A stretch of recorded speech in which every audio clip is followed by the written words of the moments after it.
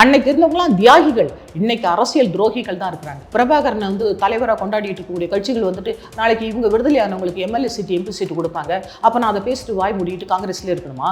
ஒரு சீஃப் மினிஸ்டருடைய இடத்துல வந்துட்டு ஒரு குற்றவாளி, கொலை குற்றவாளியை போய் நீ டீ கொடுத்தீங்கன்னா இந்த உலகத்தில் இருக்கிற அத்தனை பேருக்கும் தெரியுதுல்ல. நான் படிப்படியாக வந்துட்டு குறைச்சிருவேன் எல்லா டாஸ்மாக் கடையினாரு. இன்றைக்கி இதோ இன்னும் ஒரு வருஷம் தான் இருக்குன்னு வச்சுக்கோங்க தேர்தலுக்கு. இன்றைக்கி 4 வருஷம் ஆட்சி பண்ணார். எத்தனை கடையை மூடி இருக்காரு அவர்? விஜய் இதெல்லாம் செய்வார்னு நினச்சி சேர்ந்துருக்கீங்களா? விஜய் இதெல்லாம் செய்வார்னு சொன்னால் அவர்கிட்ட ஆட்சி கொடுத்தா தானே சொல்ல முடியும். நான் குழந்தை பிறக்கிறதுக்கு முன்னாடி பேர் வைக்க முடியுமா? காமராஜர் வைக்கிறதுனால அவர் அப்படி நடப்பார் அப்படின்னு சொல்லிட்டு நான் நினைக்கிறேன். ஏன்னா காமராஜர் வச்சுக்கிட்டு திருட்டுத்தனம் பண்ணாங்கன்னு வச்சுக்கோங்க, மக்களே அடித்து வந்துட்டு அவங்கள வீட்டுக்கு துரத்திடுவாங்க.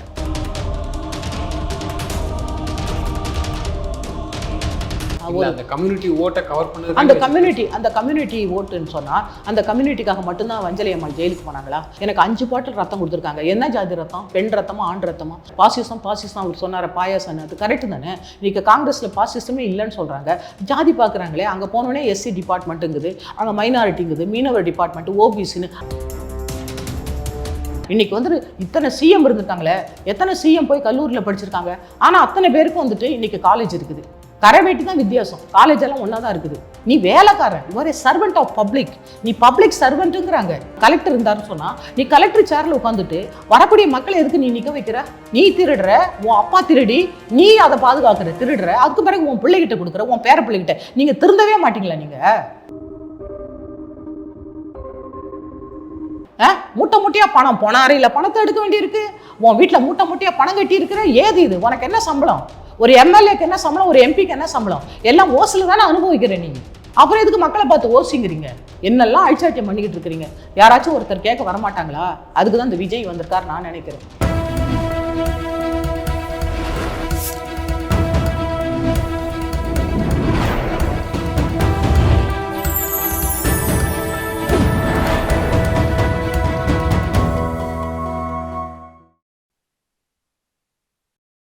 மேம் வணக்கம். மேம் வணக்கம். மேம் சமீபத்தில் உங்கள் பேட்டி ஒன்று நேர்காணலில் பார்த்தேன். அது என்னென்னா, காங்கிரஸ் கட்சியிலேருந்து நான் விலகி விஜய் கட்சியில் நான் இணைஞ்சி பணியாற்றணும்னு ஆசைப்படுறேன்னு சொல்லியிருந்தீங்க. என்ன மேம் காரணம்? அதற்கு வந்து ஒரு பெரிய முக்கியமான காரணம், அதாவது நம்முடைய முன்னாள் பாரத பிரதமர் ராஜீவ்காந்தி அவர்களுடைய படுகொலையின் போது நானும் அவருடைய பாதுகாப்பு பணியிலேருந்து அதில் வந்துட்டு நான் படுகாயம் அடைந்தேன். என்னோடு சேர்ந்து ஒரு 18 பேர் இறந்து போனாங்க, இன்க்ளூடிங் ராஜீவ்காந்தி. அதில் வந்துட்டு 9 போலீஸ் அதிகாரிகள், அதில் வந்துட்டு 6 வந்துட்டு காங்கிரஸ் கட்சிக்காரர்கள். இல்லை அந்த 9 போலீஸில் என்னோட சூப்பரண்ட் ஆஃப் போலீஸ்லேருந்து என்னோட விமன் போலீஸ் வரையும் இறந்து போனாங்க. அதில் inspector, sub inspectors, police head constables எல்லோரும் இருக்கிறாங்க. ஆனாலும் இன்றைக்கி வந்து வயநாட்டில் வந்துட்டு நம்முடைய தலைவர் வந்து எதிர்கட்சி தலைவர் வந்து ராகுல் அவங்க போயிட்டு இதை மாதிரி வந்து என்னோடய தங்கை வந்துட்டு நளினி வந்து சிறைச்சாலையில் இருக்கும்போது போயிட்டு பார்த்து அவங்கள கட்டி தழுவி ஆறுதல் சொல்லிவிட்டு, அதே மாதிரி நளினி ரொம்ப வந்து வருத்தப்படுறாங்கன்னு சொல்லிட்டு இவர்கிட்ட வீட்டில் வந்து சொன்னதாகவும், அதனால் அன்றைக்கி நைட்டு முழுவதும் என் தங்கச்சி வந்து வேதனைப்பட்டாங்க அப்படின்னு சொல்லிட்டு, இப்படிப்பட்ட நாங்கள் வந்து மன்னிக்கிற குணம் உடையவர்கள், இந்த மாதிரி தலைவர்கள் தான் இந்தியாவுக்கு தேவை அப்படின்னு சொல்லிட்டு ஒரு தேர்தல் பிரச்சாரத்தில் சொல்கிறாரு. அதற்கு வந்துட்டு நம்மளுடைய எதிர்கட்சியில் இருக்கக்கூடிய எம்எல்ஏ மேடம் வந்து இவங்க யார், இந்த வானதி சீனிவாசன் அவர்கள் வந்து சொல்கிறாங்க, நீங்கள் வந்து உங்கள் அப்பாவுடைய வந்துட்டு ஒரு கொலையை வந்து நீங்கள் சொல்லி அனுதாப ஓட்டு வாங்கலான்னு பார்க்குறீங்களா நீங்கள் அப்படின்னு சொல்லிட்டு அவங்க வந்து பேசுகிறாங்க. அதே மாதிரி சொல்கிறாங்க, நீங்கள் வந்து பாதிக்கப்பட்டவங்க குடும்பத்தெல்லாம் ஏன் நீங்கள் போய் பார்க்கல? அப்போ அவங்களையும் பார்த்துருக்கலாம்ல, நீங்கள் இறக்க குணம் உள்ளவங்களா இருந்தா அப்படின்னு சொல்கிறாங்க. அப்போ அதே மாதிரி இன்றைக்கி பாதிக்கப்பட்ட நான், ஆனால் இவங்க வந்துட்டு நான் யாரையுமே பார்த்துருக்காங்க. ஆனால் இந்த இந்த இந்த அடிப்பட்டவங்களுடைய, இந்த கொலை செய்யப்பட்டவங்களுடைய குடும்பம் வந்துட்டு போய் பார்த்துருக்காங்கன்னு நினைக்கிறேன். ஆனாலும் வந்துட்டு அவங்கள வந்து ஒரு ஃபோட்டோ மட்டும் எடுத்துகிட்டு அனுப்பிட்டாங்க போல் டெல்லியில். இந்த காங்கிரஸ் கட்சிக்காரங்க மூலமாக போயிருக்காங்க, அதை நான் கேள்விப்பட்டேன். அப்போ நான் வேலையில் இருந்தேன். நான் வந்துட்டு காங்கிரஸ் கட்சியில் வந்துட்டு எதற்காக இணைஞ்சேன்னு சொன்னால், அந்த குற்றவாளிகளை வந்துட்டு ஒரு தீர்மானம் போட்டு அவங்கள விடுதலை செய்யலாம்னு சொல்லிட்டு நம்மளுடைய உச்சநீதிமன்றம் அப்போ உள்ள ஏடிஎம்கே கவர்மெண்ட்டுக்கு சொல்லும்பொழுது அப்போ வந்துட்டு தீர்மானம் போட்டாங்க. அந்த தீர்மானத்தில் வந்துட்டு அந்த குற்றவாளிகளை வந்துட்டு விடுதலை செய்யலாம்னு சொல்லிட்டு அவங்க கவர்னருக்கு வந்துட்டு தீர்மானம் நிறைவேற்றி அனுப்பி அவங்கள வந்து விடுதலை செய்தாங்க. அதற்காக வந்துட்டு நான் வந்து போய் அவங்கள விடுதலை செய்யக்கூடாதுங்கிறதுக்காக போயிட்டு காங்கிரஸ் கட்சியோட சேர்ந்து போராடணும்னு போனேன். அதே மாதிரி காங்கிரஸ் கட்சி, தமிழ்நாடு காங்கிரஸ் தலைவர் அழகிரி தலைவர் இருந்தாங்க, இப்போ இருக்க செல்வ பிறந்தகை தலைவர், எல்லா தலைவருமே எனக்கு ஒத்துழைச்சாங்க. அப்போ வந்து மேடையிலேயே நான் பேசியிருக்கேன். இந்த மாதிரி சிஎம் வந்துட்டு நம்மளுடைய இப்போ பிரசன்ட் சிஎம் வந்துட்டு அந்த ஒரு குற்றவாளி அறிவுங்கிற பேரறிவாளனை கட்டி தழுவி அவங்களுக்கு குடும்பத்துக்கு டீ பார்ட்டி கொடுக்கும் பொழுது விடுதலை செஞ்ச போது, இப்போ விடுதலை செய்யும் போது அப்போ வந்து அது கூட நான் எதிர்த்து பேசியிருக்கேன். ஒரு சிஎம் வந்துட்டு இப்படி செய்யலாமா? அவர் வந்துட்டு சிஎம்மா இல்லாத போது, அவங்க அப்பா இறக்கும்போது, அந்த 85 வயசுல ஒரு சிஎம் அவர் இறக்கும்போது அவங்களுக்கு ஒரு இடம் தரணுங்கிறதுக்காக கடற்கரையில் எவ்வளோ கண்ணீர் விட்டார் போயிட்டு, அவர் எடப்பாடி சார் சிஎம்மாக இருக்கும்போது. அப்போ நீங்கள் ஒரு 48 வயசு ஒரு பிரதமர் வந்துட்டு ஒரு கொலை செய்யப்பட்டிருக்கிறார் இந்த நாட்டில். அந்த குற்றவாளி அவன் வந்து உச்ச நீதிமன்றத்தாலே குற்றவாளின்னு சொல்லிட்டு முடிவு செய்யப்பட்டவன், ஒரு கொலைக்காரன். அவனை போய் கட்டி பிடிச்சி நீங்கள் உங்கள் ஆஃபீஸில் கூப்பிட்டு டீ கொடுக்குறீங்களே, இது எந்த விதத்தில் நியாயம்? அதே மாதிரி எல்லா கட்சிக்காரங்களும் சேர்ந்துட்டு அவங்களை விடுதலை செய்யணும்னு தான் சொன்னாங்க, எக்ஸப்ட் காங்கிரஸ், தமிழ்நாடு காங்கிரஸ். அப்போ இப்படி நான் போராடி நான் காயம்பட்டு அதில் ஃபுல்லாக என்னோட கையெல்லாம் இழந்து, என்னுடைய மார்புகள்லாம் குண்டு, கண்ணெல்லாம் குண்டு இருக்குது. இன்னைக்கு உடம்பெல்லாம் தீக்காயம். 3 மாதம் வரையும் எனக்கு ஒரு 5 பாட்டில் ரத்தம் கொடுத்தாங்க. இந்த மாதிரிலாம் நான் போராடி உயிர் பழைச்சி நான் வந்திருக்கேன். அதே மாதிரி இன்னைக்கு எங்களோட போலீஸ்காரர்கள் வந்துட்டு எத்தனை பேர் இறந்து போனாங்க, எத்தனை மனைவிமார்கள் அதில் வந்துட்டு விதவியாக இருக்கிறாங்க, தாய் தகப்பன் இல்லாத இருக்காங்க. அந்த மாதிரி ஒரு கொடூரமான ஒரு கொலை செய்தவங்க. அவங்க தேர்தல் பிரச்சாரத்தின் போது எத்தனை பேர் சாவுவாங்கன்னு கூட தெரியாது அவங்களுக்கு. அப்படிப்பட்ட ஒரு படுகொலையை அரங்கேற்றிய ஒரு தீவிரவாத அமைப்பை சேர்ந்த ஒரு விடுதலை வந்து இந்த தேசத்தில் வரவே கூடாதுன்னு சொல்லிட்டு ஒரு தடை செய்யப்பட்ட ஒரு இயக்கத்தை போய் அந்த குற்றவாளியை போய் கட்டி பிடிக்கிறதும், ஆறுதல் சொல்கிறதும், மன்னிச்சிட்டேன்னு சொல்கிறதும், அதுவும் ஒரு பிரதம மந்திரியோட, நம்ம இந்தியாவோட பிரதம மந்திரி, இவங்க அப்பாவோ கணவரோ மாத்திரம் கிடையாது, அதில் இத்தனை பேர் அவருக்காக நாங்கள் உயிர் கொடுத்துருக்குறோம், காயம்பட்டிருக்கிறோம். அப்படி சொல்லும் போது எவ்வளோ வேதனையாக இருக்கும். அதனால் இன்றைக்கி வயநாட்டில் அவர் பேசுனது, அதுவும் எதிர்கட்சிக்கு போயிட்டு தன்னுடைய அப்பாவுடைய கொலையை வந்து அனுதாப ஓட்டு வாங்குறாருங்கிறது ஒரு இழுக்கான பேரையும் கொண்டாடுறாரு. இப்போ ஈவன்தோ வந்துட்டு ராஜீவ்க்கு தலைவர் என்ன மாதிரி அடிபட்டு உயிரோடு இருந்தால் அவர் போய் கட்டிப்பிடிப்பாரா அவங்க அப்பா இருக்கும்போது, அவங்கள படுகொலை செய்து இல்லை காயப்படுத்தினவங்கள? அப்போ ஏன் வந்துட்டு இவங்க வந்துட்டு அவங்கள்ட்ட போய் அனுதாபம் காட்டி தான் வந்துட்டு இவங்க இறக்க மனசு காமிக்கணுமா? அப்போ பாதிக்கப்பட்டவங்க குடும்பம் பாதிக்கப்பட்டவங்களை பார்த்துருக்கலாம்ல, பார்க்கவே இல்லையே. இத்தனை வருஷம் 33 வருஷமாக எந்த பாதிக்கப்பட்டவங்களையும் பார்க்கவே இல்லையே. நான் கூட அங்கே போயிட்டு 5 வருஷம் ஆச்சு. 5 வருஷம் போயிட்டு நான் வந்துட்டு எம்எல்ஏ எலெக்ஷன், எம்பி எலெக்ஷன் பார்த்துருக்கேன். அவரோட ஜோடா யாத்திரா போயிருக்கேன். ஜோடா யாத்திரா போது அந்த லைனில் நிற்கும் போது கூட அழகிரி தலைவர் என்னை கூப்பிட்டு அவர்கிட்ட காமிச்சிருக்காரு. என் கையை கூட அவர் பிடிச்சி பார்த்தாரு. அதுக்கு பிறகு அவர் பேசவே இல்லையே, என்கிட்ட எதுவுமே கேட்கவே இல்லையே. அதனால் யாரையுமே எங்களை கூப்பிட்டு அவங்கள பேசவே இல்லை, என்ன நடந்துச்சுன்னு கூட கேட்கவே இல்லை. நான் எதிர்பார்த்துக்கிட்டே இருக்கிறேன்ல, நீ ஒரு கொலைகாரியை போய் சிறைச்சாலையில் அனுமதி வாங்கி பார்க்க முடியுது, ஊடகத்தில் போய் நாங்கள் மன்னிச்சிட்டோன்னு சொல்ல முடியுது. ஆனால் என்ன இப்போ நளினி வந்துட்டு பொது மன்னிப்பு கேட்டாளா? இல்லை, நான் கேட்குறேன். எல்லாரும் அவள் வெளியில் வந்த பிறகு என்ன சொன்னால், நாங்கள் கொலையாளிகளே கிடையாதுங்கிறா. ஒரு உச்ச நீதிமன்றத்தில் 1444 சாட்சிகளை விசாரணை செய்து அத்தனை தடயங்களையும் வந்துட்டு அவங்க சாட்சியமாக எடுத்துக்கொண்டு அவங்களுக்கு கொலை தண்டனை, தூக்கு தண்டனை கொடுத்துருக்குறாங்க. அந்த கொலைகாரி என்னைக்காச்சும் அந்த தமிழக மக்கள்கிட்ட நான் கொலை செய்துட்டேன், நான் தவறு செய்துட்டேன், நாட்டு பிரதமரை கொல்றதுக்கு நான் காரணமாக இருந்தேன், என்னை மன்னிச்சிருங்க இந்த மக்களேன்னு ஏதாச்சும் கேட்டாளா? இவங்களே போயிட்டு மன்னிச்சிட்டேங்கிறாங்க, இவங்களே போய் கட்டி ஆறுதல் சொன்னங்கிறாங்க. அப்போ பாதிக்கப்பட்ட எங்களுக்கு எவ்வளோ வந்துட்டு வலியாக இருக்கும் சொல்லுங்கள். இன்னைக்கு நான் உயிரோடு இருக்கிறதுனால நான் பேசிட்டு இருக்கிறேன். இதெல்லாம் ஈவன் உங்களுக்கு கூட தெரியாது. இது ஒரு சரித்திரம். அப்போ 33 வருஷத்துக்கு முன்னாடி ஒரு நாட்டு பிரதமரை ஒரு கொலை செய்திருக்கா ஒருத்தி. அவ ஒரு கில்ட்டி மனசோட, ஒரு குற்ற உணர்வோடு அவள் இருக்கிறா. அவளை போய் கட்டி பிடிக்கிறதும் ஆறுதல் சொல்கிறதும். அப்பயே இந்திரா காந்தியை கொண்டவனை வந்துட்டு நீங்கள் தூக்கில் போட்டீங்க. அப்போ இவங்களை ஏன் தூக்கில் போடாமல் இவங்கள்ட்ட போய் உட்காந்துட்டு ஆறுதல் சொல்லிட்டு இருக்கிறீங்க? அப்போ ஆர்எஸ்எஸும் உங்களுக்கு என்ன வித்தியாசம்? அப்போ இவங்களை நீங்கள் கொண்டாடுறதுக்கு காரணம் என்ன? அப்போ பாதிக்கப்பட்டவங்களுக்கு எவ்வளோ வலி இருக்கும்? அப்போ அந்த கட்சியில் போய் நான் என்ன வேலை செய்யணும்? இந்த காரணம்னா என்ன? இப்போ பொதுமக்கள்கிட்ட வந்துட்டு நீங்கள் வந்துட்டு இறக்கம் காட்டலைன்னு சொன்னால், நீ குற்றவாளிகிட்டே இறக்கம் காமிச்சிட்டு இருக்கிறீங்க எல்லா கட்சிக்காரங்களும். இப்போ மக்கள் தானே காங்கிரஸுக்கு ஓட்டு போட்டு நாடாளுமன்ற தேர்தலில் வெற்றி பெற வச்சிருக்காங்க. அதே மக்கள் வந்துட்டு ஓட்டு போடுறாங்கன்னு சொன்னால் நல்ல ஆட்சி கொடுப்பாங்க காங்கிரஸ்னு ஓட்டு போடுறாங்க. அதனால வந்துட்டு இப்போ வந்துட்டு இப்போ நான் என்ன ஒரு கட்சியில் இருக்கிறேன், அப்போ கட்சி பணி வந்துட்டு நான் போய் எப்படி செய்ய முடியும்? இப்போ நாளைக்கு வந்து இன்னைக்கு வந்துட்டு நம்மளுடைய இந்த இந்திரா காந்தி அம்மாவை கொண்டவனுடைய அக்யூஸ்ட் மனைவிக்கு வந்துட்டு எம்பி சீட் கொடுத்தாங்க. அவள் 5 வருஷம் எம்பியாக இருந்தால வேற ஒரு கட்சியில் ஏதோ சேர்ந்து. அது மாதிரி நாளைக்கு வந்துட்டு இங்கே இருக்கிற தமிழர்களுக்கு நாளைக்கு வந்துட்டு இன்னைக்கு வந்துட்டு எத்தனையோ பேர் பிரபாகரனை வந்து தலைவராக கொண்டாடிட்டு இருக்கக்கூடிய கட்சிகள் வந்துட்டு நாளைக்கு இவங்க விடுதலையானவங்களுக்கு எம்எல்ஏ சீட்டு எம்பி சீட்டு கொடுப்பாங்க. அப்போ நான் அதை பேசிட்டு வாய் மூடிட்டு காங்கிரஸ்லேயே இருக்கணுமா? எங்கள் காங்கிரஸ் தலைவர் தான் மன்னிச்சுட்டேங்கிறாரு, கட்டி பிடிச்சி ஆறுதல் சொன்னங்கிறாரு. அப்போ அந்த கட்சியிலேருந்து நான் பேசவே முடியாது, பாதிக்கப்பட்டேன் நானே. என்னுடைய கருத்து சுதந்திரம் பாதிக்கப்படுதில்ல, அதனால நான் கட்சியை விட்டு வெளியில் வரேன். காங்கிரஸ்னாலே குறிப்பா பார்க்கப்படுறது ஒரு காந்திய சித்தாங்க கொண்ட ஒரு கட்சி, மன்னிப்பு அமைதி அப்படின்லாம் இருக்கு, அதையும் பார்க்கணும்ல. மன்னிப்பு அமைதி கரெக்ட். ஆனா அந்த அம்மா வந்துட்டு நான் கொலை பண்ணேன்னு ஒத்துக்கவே இல்லை எந்த இடத்துலையுமே. எந்த ஒரு தமிழச்சியா இருந்தாலும் உன்னை மன்னிச்சுட்டேன்னு அவங்க சொல்றாங்களே பெருந்தன்மையா, நான் தப்பு செய்துட்டேங்க நீ மக்கள் முன்னாடி சொன்னியா? இல்லையே. மறுபடியும் நீ வெளியில வந்த பிறகும் நான் கொலையாளி கிடையாது வேற இருக்காங்கன்னு சொன்னா அப்போ உச்ச நீதிமன்றத்துக்கு தான் என்ன மரியாதை? இல்லை சிபிஐ விசாரணைக்கு என்ன மரியாதை? நாங்களாம் சாட்சியின் மூலமா தானே வந்துட்டு உங்களுக்கு கொலையாளின்னு சொல்லியிருக்கிறாங்க. அப்போ அவங்களுக்கு ஒரு மரியாதையும் இல்லையா? அப்போ அந்த சட்டத்தை வச்சு தானே நீங்கள் விடுதலையானீங்க.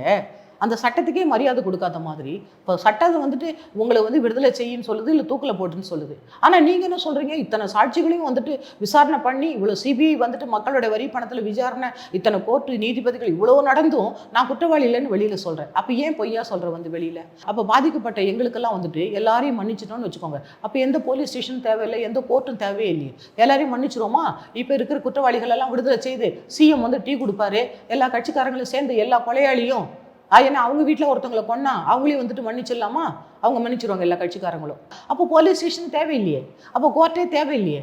அவங்க குடும்பத்தை வச்சு ஏங்க இவங்களை மன்னிச்சிட்டிங்களாங்க அப்படின்னு சொன்னால் நாங்கள் மன்னிச்சிட்டோங்க அப்படின்னு சொன்னால் உடனே விடுதலை பண்ணிடலாமா? அப்போ வந்துட்டு தாழ்த்தப்பட்டவங்களுக்கும் புறக்கணிக்கப்பட்டவங்களுக்கும் இல்லாதவங்களுக்கும் பணம் இல்லாதவங்களுக்கும் தான் இந்த சட்டமா? அப்போ ஒரு சாதாரணமாக ஒரு சடன் ப்ரொவோகேஷன், ஒரு கோபத்தில் ஒருத்தன் அடிக்கிறான் மனைவியா, அவ செத்து போயிடுறா, அவனுக்கு தூக்கு தண்டனை கொடுத்துருவோமா? ஏன் இவங்க விஐபியை கொண்டவங்க அதனால இவங்களுக்கு விஐபி ட்ரீட்மெண்ட்டா? ஏன் சிஎம் வந்துட்டு வீட்டில் வந்து அவரோட வீட்டில் வந்துட்டு கொடுத்துட்டு போட்டேன் டீ வேணா கூப்பிட்டு பர்சனலாக கூட அவரோட ஆஃபீஸில் ஒரு சீஃப் மினிஸ்டருடைய இடத்துல வந்துட்டு ஒரு கொலை குற்றவாளியை போய் நீ டீ கொடுத்தீங்கன்னா இந்த உலகத்தில் இருக்கிற அத்தனை பேருக்கும் தெரியுதுல்ல எவ்வளோ வந்து நம்ம நாட்டை பற்றி அவசியமாக நினைப்பாங்க. ஒரு பிரதமரை கொண்டவங்களை கூப்பிட்டு டீ பார்ட்டி கொடுப்பாங்களா? நீங்களும் நான் ஓட்டு போட்டேன் நம்ம போய் சிஎம்மை பார்க்க முடியுமா? நம்மளை அனுமதிக்கிறாங்களா அதுக்குள்ளே? அப்படின்னே இவங்க பெரியவங்க, அப்படின்னா தியாகி இவங்க. தமிழ்நாடு காங்கிரஸ் இப்போ எதை நோக்கி போய்கிட்டு இருக்குங்கிறீங்க? அப்போ தமிழ்நாடு காங்கிரஸ் வந்துட்டு எதை நோக்கி போயிட்டு இருக்குன்னு சொன்னா அவங்க தலைவர் என்ன சொல்றாங்களோ அதான் கேட்குறாங்க. இன்னைக்கு உங்களுக்கு தெரியாதா? இன்னைக்கு வந்து ஒரு தேசிய தலைவர் சொல்றது தானே மாநில காங்கிரஸ் கேட்டாகணும், அதுதானே ஒரு இதார்த்தம். இன்னைக்கு சொல்லுங்க, இன்னைக்கு காங்கிரஸ்ன்னு சொல்றோம். இன்னைக்கு காங்கிரஸ்ல இருக்கிறவங்களாம் காமராஜரை பின்பற்றுறாங்களா? இன்னைக்கு வந்துட்டு யாரை பின்பற்றுறாங்க? இன்னைக்கு இருக்கிற சிஎம் என்ன தேர்தல் அறிக்கை கொடுக்குறாரோ அதையே வந்துட்டு பின்பற்றி தான் செய்யறாங்க. அங்க எங்க மக்கள் பணியை நடக்குது? கிடையவே கிடையாது. அதே காமராஜர் ஆட்சி தான் திரும்ப எம்.கே. ஸ்டாலின் அவர்கள் வழங்குறான்னு சொல்லி இதே காங்கிரஸ் நிர்வாகி தான் சொன்னாங்க. அதுதான் சொல்றாங்க. அன்னைக்கு வந்துட்டு காமராஜர் அழுதார்ல, இன்னைக்கு சாராய கடையை திறக்காதீங்க, என் மக்களை கொண்டுடாதீங்கன்னு சொல்லிட்டு சொன்னார்ல. அன்னைக்கு டிஎம்கே கவர்மெண்ட் வந்து கருணாநிதி ஐயா பீரியடில் தானே வந்துட்டு மதுவிலக்கு சட்டத்தை அவங்க நீக்கிட்டு சாராயத்தை கொண்டாந்தாங்கல்ல. அன்னைக்கு ஊர்வலம் எடுத்தார்ல, ப்ரொசேஷன் எடுத்தார்ல, அந்த வேலையை காங்கிரஸ் செய்தா? இன்னைக்கு அவர் சொன்னார்ல தேர்தல் அறிக்கையிலன்னு சொன்னார் சிஎம், நான் படிப்படியாக வந்துட்டு குறைச்சிருவேன் எல்லா டாஸ்மாக் கடையினாரு. இன்னைக்கு இதோ இன்னும் 1 வருஷம் தான் இருக்குன்னு வச்சுக்கோங்க தேர்தலுக்கு. இன்னைக்கு 4 வருஷம் ஆட்சி பண்ணாரு, எத்தனை கடையை மூடி இருக்காரு அவரு? அப்போ நான் ஒரு தேர்தல் அறிக்கையில் நீங்க கொடுத்துருக்கிறீங்க இத்தனை நாங்கள் நிறைவேற்றுவோன்னு. யாராவது தேர்தல் அறிக்கையில் இருக்கிறதெல்லாம் நிறைவேற்றிட்டீங்களா? இல்ல நம்ம மக்கள் போய் கேட்க முடியுமா? இப்ப தேர்தல் அறிக்கையில கொடுத்துட்டாரு, எத்தனை நிறைவேற்றி இருக்கிறீங்க, எத்தனை நீங்க நிறைவேற்றலன்னு நம்ம போய் கேட்க முடியுமா? இல்ல கேஸ் போட முடியுமா இவங்க பேர்ல? விஜய் இதெல்லாம் செய்வார்னு நினைச்சு சேர்ந்துருக்கீங்களா? விஜய் இதெல்லாம் செய்வார்னு சொன்னா அவர்கிட்ட ஆட்சி கொடுத்தா தானே சொல்ல முடியும். நான் குழந்தை பிறக்கிறதுக்கு முன்னாடி பேர் வைக்க முடியுமா? எனக்கு அது குழந்தை வந்துட்டு பிறக்குதா பிறக்கலையா செத்து பிறக்குதான்னு எனக்கு தெரியாதுல்ல. குழந்தை பிறந்தா தானே அது உயிரோட இருக்குதான்னு தெரியும். ஃபர்ஸ்ட் அவர் வந்துட்டு ஓட்டு போட்டு நீங்கெல்லாம் தேர்ந்தெடுத்தா அவர்கிட்ட அதிகாரத்தை கொடுத்த பிறகு அவர் என்ன செய்யறாருன்னு பார்த்த பிறகு தானே சொல்ல முடியும். கொள்கையை நீங்க ஏத்துக்கிறீங்க? விஜய் கட்சியில நான் போறதுக்காக சொல்றீங்களா? விஜய் கட்சியில நான் போறேன்னு சொல்றதுக்காக? ஆமா அவரு அந்த 3/4 மணி நேரம் அவர் பேசுனது எனக்கு 2 பாயிண்ட் தான் அதுல வந்துட்டு பிடிச்சிருந்துச்சு. அவர் ஊழலற்ற அரசு நான் கொடுக்கணும், அதே மாதிரி வாரிசு அரசியல் இருக்கக்கூடாது. இன்னைக்கு வந்து மக்களாட்சியில் அன்னைக்கு உழைக்கிறவங்களுக்கு எல்லாருக்கும் மரியாதை கொடுக்குறாங்களா? கிடையாது. யார் சிபாரிசோ இல்லை யார் வாரிசோ அவங்களுக்கு தான் இன்னைக்கு சீஃப் மினிஸ்டர் காலம் தொட்டு வர்றாங்க. எல்லா கட்சியிலுமே சரி, ஈவன் ஏடிஎம்கே இருந்தாலும் சரி. ஏடிஎம்கே வந்துட்டு கொள்கை பரப்பு செயலாளராக இருந்த மேடம் ஜெயலலிதா தான் வந்தாங்க. இன்னைக்கு வந்துட்டு சசிகலா மேடம் காமிச்ச எடப்பாடி ஐயா தான் வந்தார். அதே மாதிரி ஜெயலலிதா அம்மா காமிச்ச வந்துட்டு இபிஎஸ் ஐயா தான், ஓபிஎஸ் இபிஎஸ் தான் மாறி வந்தாங்க. அப்போ அதுவும் வாரிசு தானே, வாரிசு அரசியல் தானே. அப்போ எல்லாரும் வந்துட்டு அந்த கட்சியில் இருக்கிறவங்க யார் அடுத்த சிஎம்னு கை காமிக்கிறாங்களோ அவங்க தான் அந்த கட்சியில் வராங்க. அதுதான் வாரிசு அரசியல். இப்போ டிஎம்கே மாத்திரம் கிடையாது, காங்கிரஸில் மட்டும் என்ன நடக்குது? காங்கிரஸில் இருக்கிற அத்தனை எம்எல்ஏ எம்பிஸ் பையங்க தான் இன்னைக்கு எம்எல்ஏ எம்பிஸாக இருக்காங்க. அப்போ எல்லா இடமே வந்துட்டு இன்னைக்கு வந்து ஒரு பெரிய பதவி, நீங்கள் அரசியல் வாங்க, வாரிசோடு அரசியலுக்கு வாங்க, ஆனால் பெரிய பதவி எடுக்காதீங்க. அதுக்கு காங்கிரஸ் எவ்வளோ மேல். இப்போ சென்ட்ரலில் பார்த்தீங்களா, அவங்க ராஜீவ் நேரு ஐயா இறந்த பிறகு இந்திரா காந்தி மேடம் வந்தாங்க, அடுத்தது ராஜீவ் சார் வந்தாங்க இமிடியேட்டாக, ஏன்னா அடுத்தது பொறுப்பு யார் எடுக்கணும். அதுக்கு பிறகு PV நரசிம்மராவ் வந்தாங்க, மன்மோகன் சிங் ஐயா வந்தாங்க, மாறிடுச்சு. சென்ட்ரலில் கூட மாறிடுச்சு, ஆனால் ஸ்டேட்டில் மாறவே இல்லை. அதே காங்கிரஸில் அதே வாரிசு அரசியல் தான் நடக்குது. இப்போ காமராஜர் மாதிரி யார் இருக்காங்க, 4 வேஷ்டியோட யாராச்சும் இருக்காங்களா காங்கிரஸில்? இன்னைக்கு ப. சிதம்பரம் ஐயா ஏன் வந்து திகார் ஜெயிலுக்கு போகிறாரு? அப்போ அவரும் ஊழல் பண்ணிட்டு தானே போகிறாரு. வருமானத்துக்கு அதிகமாக சொத்து சம்பாதிச்ச வழக்கில் தானே போகிறாங்க, வேற வழக்கில் அவங்க போலியே. இப்போ விஜய் எப்படி இருக்காரான்னு அடுத்த கேள்வி வரும்ல. விஜய் வந்துட்டு அப்படி இருக்காரான்னு சொல்லிட்டு இப்போ விஜய் வந்துட்டு சொல்கிறாரு, அவர் 200 கோடி சொத்தை வந்துட்டு விட்டுட்டு வர்றாரு. இன்னைக்கு இவங்க 200 கோடி சம்பாதிக்கிறதுக்கு தான் வந்துட்டு மக்களை கூப்பிட்டாங்க. இப்போ மக்களை வந்துட்டு இவர் ஸ்டாலின் சார் கூப்பிட்டாங்க, இல்லை EPS OPS யாராச்சும் எம்ஜிஆர் யாராச்சும் கூப்பிட்டாங்களா? மக்கள் எது இல்லைங்க, மக்கள் எது, நானே வரேன் மக்களை காப்பாற்ற, நானே வரேன்னு தானே வர்றாங்க. அப்போ மக்களை காப்பாற்ற மக்களை ஏமாத்தினா நம்ம கேட்க தானே வேணும். அப்போ கேட்காம பேசாமல் இருக்க முடியாதுல்ல. இப்போ விஜய் செய்கிறாரா இல்லையான்னு சொல்லிட்டு, விஜய் என்ன செய்கிறாரு, அவருக்கு புகழ் இருக்குது, அவருக்கு 200 கோடி அவர் வந்துட்டு நான் சம்பாதிச்சிட்டேன், நான் முயற்சி பண்ணேன், நான் சினிமாவில் நான் பெரிய ஆள் ஆகிட்டேன், எனக்கு 200 கோடி விட்டுட்டு நீங்கள் படுற கஷ்டம், இந்த அரசியல் கட்சிகள் படுத்துகிற பாடு, என் மக்களை படுத்துகிற பாடு எனக்கு வந்து எனக்கு வேதனையாக இருக்குது, நான் நீங்கள் கொடுத்த பணத்தில் 200 கோடி சம்பாதிச்சிட்டேன், இன்றைக்கி ஏதாவது உங்களுக்கு நான் பண்ணணும்னு நினைக்கிறேன், அதனால் நான் வரேன், நல்லாட்சி கொடுக்க வரேன் அப்படின்னு சொல்லிட்டு அவர் வராரு. அவர் வர்றது வந்து நம்பி தான் ஆகணும். அவர் வச்சிருக்க படமெல்லாம் பாருங்கள், காமராஜர் படம், பெரியார் படம், இன்றைக்கி அந்த வேலு நாச்சியார் படம், அந்த அஞ்சலி அம்மாள், எல்லாருமே அந்த அம்பேத்கர் ஐயா, எல்லாருமே தியாகிகள் தானே அவர் வச்சிருக்குது. ஒருவேளை இன்றைக்கும் வந்துட்டு அவங்க ஒரு தியாகமான அந்த தலைவர்களை வைக்கும்போது நிச்சயமாக அந்த அவர் வந்தார்னா, தம்பி வந்தார்னா ஒரு நல்லாட்சி கொடுப்பாருன்னு சொல்லிட்டு மக்களும் நினைக்கிறாங்க, அதை நானும் நினைக்கிறேன். அதனால் புதுசாக இருக்கக்கூடிய ஒரு கட்சிக்கு போய் பணியாற்றலாம் நான் நினைக்கிறேன். அவங்களுக்கு ஒரு சப்போர்ட் பண்ணுவோமே. இத்தனை வந்து காமராஜர் ஐயாவுக்கு பிறகு எம்ஜிஆர் ஐயா வந்தாங்க, அவங்க கொஞ்சம் நல்லாட்சி கொடுத்தாங்க, அதுக்கு பிறகு கிடையவே கிடையாது. அதுக்கு பிறகு ADMK DMK மாற்றி காமராஜரை நீங்கள் பார்க்குறீங்க, அதே மாதிரி அவர் செய்வார். விஜய் வந்துட்டு காமராஜராக வந்துட்டு நான் பார்க்கல. நீங்கள் தான் நான் திரும்ப நான் என்ன சொல்கிறேன்னா, நீங்கள் கேள்வி என்ன வேணாலும் கேட்கலாம். காமராஜர் வைக்கிறதுனால அவர் அப்படி நடப்பார் அப்படின்னு சொல்லிட்டு நான் நினைக்கிறேன். ஏன்னா காமராஜரை வச்சுக்கிட்டு திருட்டுத்தனம் பண்ணாங்கன்னு வச்சுக்கோங்க, மக்களே அடித்து வந்துட்டு அவங்கள வீட்டுக்கு துரத்திடுவாங்க. இப்போ விஜய் மட்டும் என்ன, விஜய் மட்டும் வந்து இதெல்லாம் வந்துட்டு தப்பு பண்ணிட்டு அவங்க கட்சிக்காரங்க தப்பு பண்ணாங்கன்னு சொன்னால் நிச்சயமாக அவருடைய பேர் தான் கெட்டு போகும். வேணா அவர் நல்லவராக இருக்கலாம், ஆனால் அந்த விஜய் கட்சிக்காரங்களும் சுயநலமற்றவர்களாக இருக்கணும். சுயநலமற்று பொது நலத்துக்கு வந்துட்டோன்னு வச்சுக்கோங்களேன், நம்ம உயிரை கூட கொடுக்க துணிஞ்சு தான் ஆகணும். இன்னைக்கு வேலு நாச்சியார் இருக்காங்க, இன்னைக்கு அஞ்சலி அம்மாள் ஒரு பெரிய தியாகி அவங்க. இன்னைக்கு இவர் சொல்கிறாங்க ஜாதிக்காக, ஜாதி என்ன ஜாதி, ஒரு பெரிய அஞ்சலி அம்மாளுங்கிறவங்க ஜாதி பார்த்தா நம்ம நாட்டுக்கு சுதந்திரத்துக்கு போனாங்க. அவங்க அந்த கம்யூனிட்டி ஓட்டை கவர் பண்ணது, அந்த கம்யூனிட்டி ஓட்டுன்னு சொன்னா அந்த கம்யூனிட்டிக்காக மட்டும்தான் அஞ்சலி அம்மாள் ஜெயிலுக்கு போனாங்களா? இந்த நாட்டு சுதந்திரத்துக்காக எல்லாருக்காக தானே போனாங்க அவங்க. அதை நினைக்கவே முடியாதா? எதுக்கு ஜாதின்னு பார்த்துட்டு இருக்கிறீங்க? எனக்கு புரியவே மாட்டேங்குது. அஞ்சலி அம்மாள் வந்து ஒரு பெரிய தியாகி.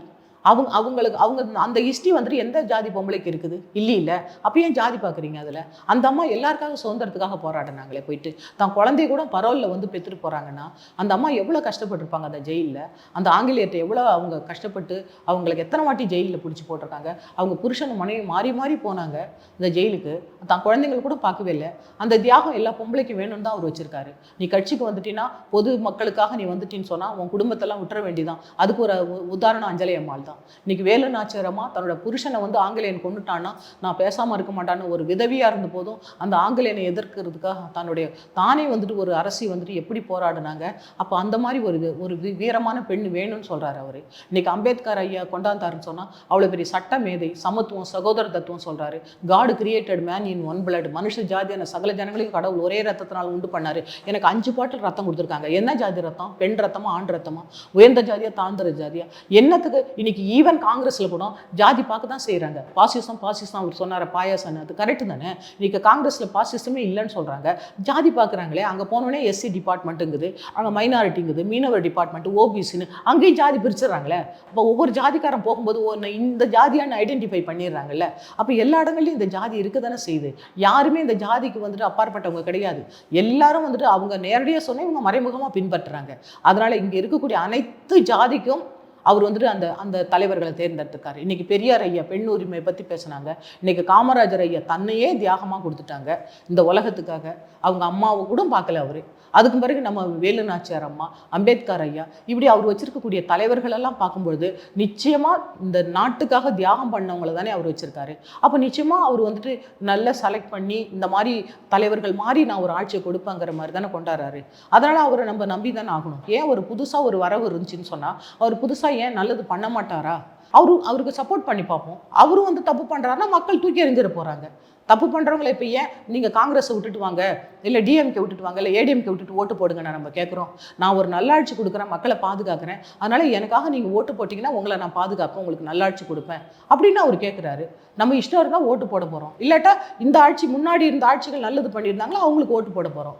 அதனால் இது ஓட்டு போடுறதுக்கு நம்மளோட உரிமை. அதே மாதிரி ஓட்டு போடுற நம்ம கேள்வி கேட்குறதும் நம்மளோட உரிமை. நம்ம கேட்காமலே வீட்டுக்குள்ளேயே உட்காந்துட்டு மூலையில் உட்காந்துட்டு 4 பேர் உட்காந்து அவர் சரியில்லை இவர் சரியில்லைன்னு பேசுறதுனால யாருக்கு பிரயோஜனம்? நம்ம ஓட்டு போடுறதுக்கு வெளியில் வரோம்ல. இன்னைக்கு சாக போகிற கிளவியாக இருந்தாலும் வயசானவங்களாக இருந்தாலும் வந்து ஓட்டு கேட்குறாங்களே இவங்க. அப்போ வந்துட்டு நம்ம கேள்வி கேட்கணுமா இல்லையா? யார் கேட்குறது? மக்கள் தானே கேட்கணும். மக்கள் ஆட்சியில் மக்கள் தானே கேட்கணும். அப்போ நம்ம மூடிட்டு பேசாமல் இருந்தால் வீட்டுக்குள்ளேயே யார் வந்து கேட்பாங்க நமக்காக? ஏன் ஒரு வீட்டுக்கு ஒரு இளைஞர்கள் வாங்கலை? வீட்டுக்கு ஒரு இளைஞர்கள் வந்துட்டு நீங்கள் கேள்வி கேளுங்களேன். ஏன் நீங்கள் வேலைக்கு போய் தான் நீங்கள் வந்து சம்பாதிச்சு குடும்பத்தை காப்பாற்றிட்டு போகணுன்னு உட்காந்துருக்கக்கூடாது. ஒரே ஒரு இளைஞர் வந்துட்டு வரலாமே. ஒரு இளைஞர் அரசியலுக்கு வந்து என்ன நடக்குது நம்ம நாட்டில், நமக்கு என்ன சட்டம் இருக்குது, நமக்கு என்ன உரிமை இருக்குது, அந்த உரிமை சரியாக செய்கிறாங்களா?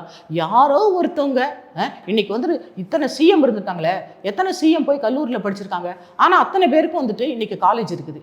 கரை வெட்டி தான் வித்தியாசம், காலேஜ் எல்லாம் ஒன்றா தான் இருக்குது. அத்தனை படித்தவர்களும் டாக்டரேட் வாங்கினவங்களும் இவங்கள்ட்ட தான் போய் சம்பளம் வாங்கிட்டு இருக்காங்க. பார்த்தீங்களா? அப்போ இந்த அரசியல், இந்த அதிகாரம் எவ்வளோ பணம், புகழ், பெருமை எதை வேணாலும் பண்ணிக்கலாம். எத்தனை கோடி அவங்களுக்கு தொகுதி மேம்பாட்டுக்காக கொடுக்குறாங்க, அவங்களுக்கு என்ன வீடு கொடுக்குறாங்க, அவங்களுக்கு கார் கொடுக்குறாங்க, அவங்களுக்கு ஃப்ளைட் டிக்கெட்டு, ஏர் டிக்கெட்டு, ட்ரெயின் டிக்கெட்டு, இப்படி எல்லாமே ஃப்ரீ அவங்களுக்கு. ஒரே ஒரு ஓட்டு, நம்ம போடுற ஓட்டு தான் அவங்களுக்கு. அவங்க படிக்கல ஒன்றுமே கிடையாது, ஒரு தகுதியும் கிடையாது. அந்த வயசு இருக்குது அவங்களுக்கு, இந்தியன்கிறது இருக்குது, வேற என்ன தகுதி இருக்குது? தமிழக வெற்றி கழகத்துக்கு நீங்கள் குறிப்பாக கடைசியாக என்ன சொல்ல வாரீங்க? அதான் தமிழக வெற்றி கழகம் இன்னைக்கு வந்துட்டு விஜய் சார் பேசுகிறாரு, அந்த தம்பிங்கள்லாம் வந்துட்டு ஆர்வமாக பேசுகிறாங்க. ஆனால் ஒவ்வொருத்தரும் அங்கே இருக்கக்கூடிய தலைவர்கள் மாதிரி மாறணும். சுயநலமே இருக்கக்கூடாது, பொதுநலம் தான். பொதுநலத்துக்கு வந்துட்டோம். நானும் 37 வருஷம் வேலை பார்த்துருக்குறேன். ஒரு லஞ்சம் கூட அந்த கையால் நான் வாங்கினதே கிடையாது. வாங்காமல் இருக்க முடியும். நம்ம மக்கள், நம்ம எந்த சொசைட்டிலேருந்து வரமோ, நம்ம எவ்வளோ கஷ்டப்பட்டுட்டு வரமோ, அந்த கஷ்டம் மறக்கவே கூடாது கடைசி வரையும். நமக்கு ஒரு அதிகாரம் வந்துருச்சு, நமக்கு ஒரு பணம் வந்துருச்சு, நமக்கு மக்கள் பதவி கொடுத்துட்டாங்கன்னா, பதவி எதுக்கு? பணி செய்யறதுக்கு தானே உனக்கு பதவி கொடுக்குறாங்க.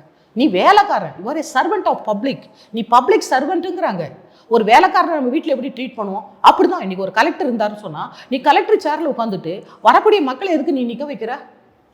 யாரோட காசில் அங்கே சேர் வாங்கி போட்டிருக்காங்க? உனக்கே சேர், உனக்கு சம்பளம், மக்களோட வரி பணத்தில் இருந்து. அப்போ நீ எப்படி மக்களை ட்ரீட் பண்ணும்? உனக்கு எஜமானர் இல்லையா அவங்க வரவங்கெல்லாம்? அத்தனை கவர்மெண்ட் சர்வெண்ட்டும் மக்களை எப்படி ட்ரீட் பண்ணும்? வாங்க, உங்களுக்கு என்ன கோரிக்கை நான் செய்யணும் அப்படின்னு எனக்கு இந்த அதிகாரத்தை கொடுத்துருக்காங்கன்னு செய்கிறோமா? யாராச்சும் வரும்போதே எவ்வளோ பணம் எடுத்துகிட்டு வர? லஞ்சம். இன்னைக்கு ஒரு மீனியர்லேருந்து அத்தனை துறையும் லஞ்சம். உங்கள்கிட்ட இருக்கக்கூடிய இத்தனை மினிஸ்டர்ஸ் இருக்கக்கூடிய துறை தானே அது. மினிஸ்டருக்கு பணம் கொடுக்கணுங்கிறாங்க. அப்போ நீங்கள்லாம் என்ன மனுஷங்க? உங்களை நம்பி இந்த மக்கள், ஒவ்வொரு மக்களும் இன்னைக்கு நீங்களும் நானும் வேலை செய்ய தான் சாப்பிட்றோம். கஷ்டப்படுற மக்கள் அவங்க வேலை செய்கிறாங்க. நீ எதுக்கு மக்களுடைய வரி பணத்தில் திருடுற? நீ திருடுற, உன் அப்பா திருடி நீ அதை பாதுகாக்கிற, திருடுற. அதுக்கு பிறகு உன் பிள்ளைகிட்ட கொடுக்குற, உன் பேர பிள்ளைகிட்ட. நீங்கள் திருந்தவே மாட்டீங்களா? நீங்கள் திருடிக்கிட்டே இருப்பீங்களா? திருடுறத தொழிலாக வச்சுட்டீங்களா? நீங்கள் அதிகாரத்தோட எல்லா டிபார்ட்மெண்ட்டும் உங்களுக்கு கை கட்டி நின்று அந்த அதிகாரத்தோட திருடுறீங்க நீங்கள். மூட்டை மூட்டையாக பணம், பொனாரியில் பணத்தை எடுக்க வேண்டியிருக்கு. உன் வீட்டில் மூட்டை மூட்டையாக பணம் கட்டி இருக்கிற. ஏது இது? உனக்கு என்ன சம்பளம்? ஒரு எம்எல்ஏக்கு என்ன சம்பளம்? ஒரு எம்பிக்கு என்ன சம்பளம்? எல்லாம் ஓசில் தானே அனுபவிக்கிற நீ. அப்புறம் எதுக்கு மக்களை பார்த்து ஓசிங்கிறீங்க? யார் விட்டு பணம் இது? உழைக்கிறவனுடைய பணம். அதை திருடிக்கிட்டு உட்காந்துக்கிட்டு பொய்யா பேசிக்கிட்டாங்க. உனக்கு அதிகாரம் வந்தோடனே எல்லா டிபார்ட்மெண்ட்டும் விட்டு அவனை ஜெயிலில் போட்டு இவனை தள்ளு வாய் பேசுகிறவனு சொல்லிட்டு என்னெல்லாம் அழிச்சாட்டியம் பண்ணிக்கிட்டு இருக்கிறீங்க. யாராச்சும் ஒருத்தர் கேட்க வரமாட்டாங்களா? அதுக்கு தான் இந்த விஜய் வந்திருக்காரு நான் நினைக்கிறேன். நிச்சயமாக விஜய் நல்லாட்சி கொடுப்பாரு.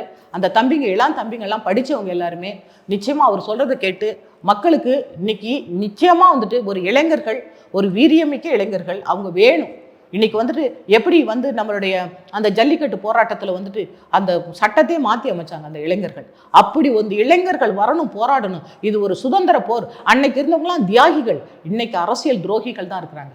இந்த மக்களை ஏமாற்றி பிழைக்கிறவங்க தான் இருக்கிறாங்க. அன்னைக்கு நம்ம முன்னோர்கள் எல்லாரும் ஜெயிலில், நேரு ஐயா 14 வருஷம் ஜெயிலில் இருந்திருக்காங்க. நம்ம ஐயா காமராஜர் 9 வருஷம் ஜெயிலில் இருந்திருக்காங்க. கல்யாணம் பண்ணிக்கல, தனக்காக ஒன்றுமே வச்சில்ல, ஒரு வாடகை வீட்டில் இருந்துட்டு எப்படி வந்தாரோ அந்த அரசியலுக்கு அப்படியே செத்து போனார் அந்த ஐயா. அவரெல்லாம் பார்க்க முடியாத முன் உதாரணம் இல்லையா? அவர் கட்டின கட்டடங்கள் இன்னைக்கு இல்லையா? இன்னைக்கு அணைக்கட்டுகள் இருக்குது, பள்ளிக்கூடங்கள் இருக்குது, இன்னைக்கு எல்லாம் பிரைவேட் காலேஜ். நீ வந்து இந்த மக்களோட வரி பணத்தை எடுத்துட்டு எல்லாம் பிரைவேட் ஸ்கூலு, பிரைவேட் காலேஜ். அப்போ அவர் பள்ளிக்கூடம் எங்கே போச்சு? எல்லாம் உடஞ்சி கிடக்குது, மூடிட்டேன். எனக்கு உன் காலேஜ் நடக்கணும், பணம் வாங்கிட்டு இன்னைக்கு காலேஜ் தான் வியாபாரம் ஓடிட்டு இருக்கு. படித்து வந்த இளைஞர்களுக்கு சொமாட்டாவில் சோறு தூக்குறாங்க எல்லாரும். வேலை கொடுக்குறியா நீ? என்ன பண்ணிட்டு இருக்கிறீங்க நீங்க? இந்த நாட்டில் கேள்வி கேட்க மாட்டாங்க. படி படி படி படி, 100 மார்க் வாங்கலையா? 100 மார்க் வாங்கல, என்ன வேலை கொடுக்குற? இன்னைக்கு ஒரு மெடிக்கல் சீட்டுனா போய் 25 லட்சம் உன் காலேஜில். யார் படிக்க முடியும்? எந்த ஏழை படிக்க முடியும்? கவர்மெண்ட் ஸ்கூலில் படிக்கிறான், ஃபர்ஸ்ட் ரேங்க் எடுக்கிறான். ஆனால் இன்னைக்கு பிரைவேட்டில் படிக்கிறோம், காசு கொடுக்குறான்னு சொல்லிவிட்டு நீ சீட்டு கொடுக்குற. அந்த கவர்மெண்ட் பிள்ளைங்க தூக்க மாட்டிட்டு சாகுது. ஆனால் இங்கே ஒன்றே நீலி கண்ணீர் வெடிக்கிறீங்க. என்ன நடந்துகிட்டு இருக்குது? இந்த கேள்வியே கேட்க மாட்டாங்களா? இந்த இளைஞர்கள்லாம் கேட்கணுங்கிறதுனால தான் நான் உங்கள்கிட்ட இன்னைக்கு பேசிக்கிட்டு இருக்கிறேன். இளைஞர்கள் போராட்டத்துக்கு வரணும். ஒவ்வொரு இளைஞர்களும் வீட்டில இருந்து ஒவ்வொருத்தர் இந்த அரசியலுக்கு வரணும். இந்த அரசியலுக்குள்ள இந்த துரோகிகள் என்ன பண்ணிட்டு இருக்காங்கன்னு உங்களுக்கு தெரிஞ்சே ஆகணும். வெளியில உங்களை பார்த்து பயப்படவே கூடாது. அரசியல்ல உள்ளுக்குள்ள வந்து இன்னைக்கு நான் காங்கிரஸ்ல போனதுனால எனக்கு இவ்வளவு தெரியுது என்ன நடக்குதுன்னு சொல்லிட்டு. வீட்டுக்குள்ளே இருந்தா அதனால வீட்டுக்குள்ளே இருக்காதீங்க. தயவுசெய்து இளைஞர்களே, பெண்களே வாங்க. அது வந்து உங்களுடைய நாடு, இது உங்களோட உரிமை, உங்களுக்காக இயற்றப்பட்ட சட்டம். இதெல்லாம் சரிவர கிடைக்குதான்னு சொல்லிட்டு ஃபஸ்ட்டு நீங்கள் கண்காணிங்க. நீங்கள் ஒன்று புறக்கணிச்சுட்டு போயிட்டு இருக்கிறதுனால தான் அவங்க இஷ்டம் போல் ஆடிக்கிட்டு இருக்கிறாங்க. நீங்கள் உள்ளுக்குள்ளே வாங்க, உங்களோட உரிமையை நீங்கள் நிலைநாட்டுங்க. உங்களோட படிப்பு, உங்களோட அறிவு, உங்களோட ஞானத்தை உங்களை மாதிரி ஏழை எளிய மக்களுக்கு நீங்கள் பயன்படுத்தணும்னா கட்டாயம் ஒவ்வொருத்தரும் அரசியலுக்கு வரணும். இன்னைக்கு விஜய் தம்பி வந்திருக்காரு, அவரோட இன்றைக்கு இந்த டிவி கட்சி பிள்ளைங்கள்லாம் வந்திருக்கிறாங்க. அவங்களோட தோள் கொடுப்போம், அவங்கள மறுபடியும் நம்ம உற்சாகப்படுத்துவோம். மறுபடியும் ஒரு நல்லாட்சி தமிழகத்தில் வரட்டும். அதுதான் என்னோட ஆசை. அதனால தான் இன்னைக்கு மக்கள் பணி செய்யறதுக்காக தான் அந்த தம்பி கூட நான் இணைகிறேன். தொடர்ந்து தங்களது கருத்துக்களை பகிர்ந்தமைக்கு நன்றி மேடம். நன்றி, வணக்கம்.